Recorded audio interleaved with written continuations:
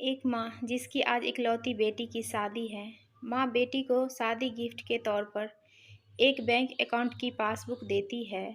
तो बेटी अपनी माँ से पूछती है कि ये क्या है। माँ कहती है कि ये मेरी तरफ से एक छोटा सा शादी का तोहफा है। ये बैंक अकाउंट की पासबुक है। यह तुम्हारे जीवन के खुशी के लम्हों को संजोए रखेगी।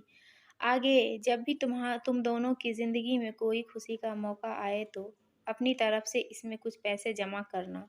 जितनी बड़ी खुशी उतनी ज़्यादा रकम, और उसके आगे लिख भी देना कि आज ये खुशी का मौका है, इसलिए इसमें पैसा जमा किए हैं। आज मेरी बेटी की शादी है तो मेरे लिए भी खुशी का दिन है,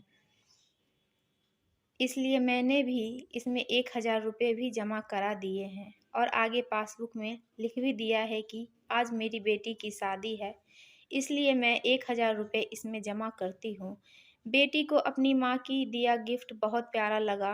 बेटी ने घर जाने के बाद जब यह बात वह अपने पति से की तो पति को भी यह चीज़ बहुत अच्छी लगी और कहने लगा कि ये तो बहुत अच्छा तरीका है अपने जीवन के खुशी के लम्हों को फिर से याद करने का।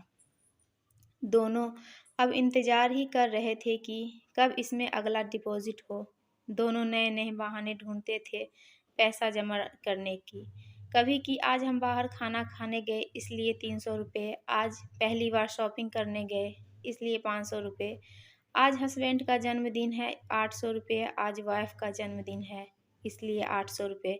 ऐसे करते-करते उसमें इंटरेस्ट भी बढ़ती रही और अमाउंट भी, और उसमें काफ़ी पैसे इकट्ठा हो गए थे।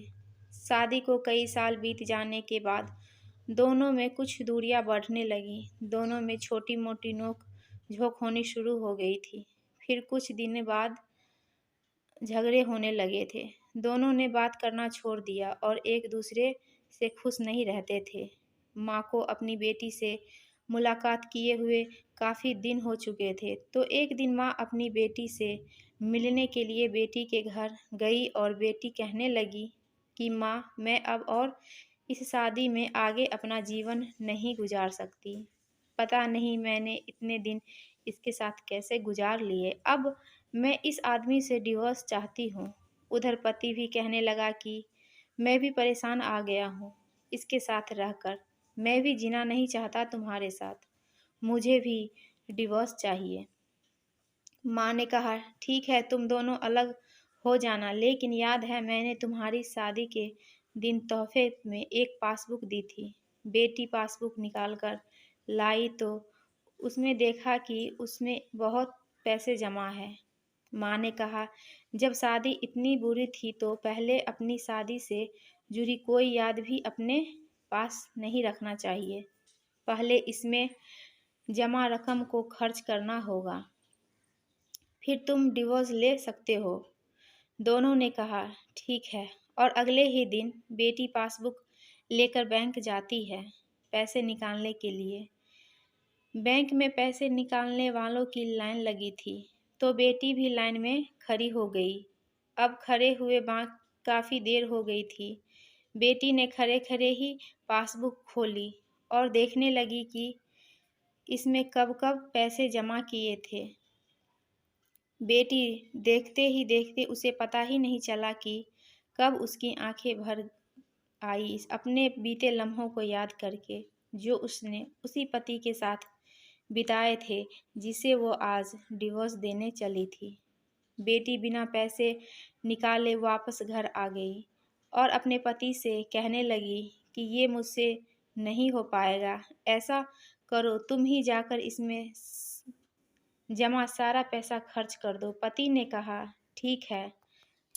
और पति बैंक गया, लाइन में खड़ा हो गया। उसकी नज़र भी पासबुक पर पड़ी और उस सारे खुशी के लम्हों पर पड़ी जो उसने अपनी उसी पत्नी के साथ बिताए थे जिससे वो आज तलाक देना चाहता है। अपने जीवन के सबसे हसीन लम्हों को याद करके पति की भी आंखें भर आई और वो भी लाइन से निकल गया।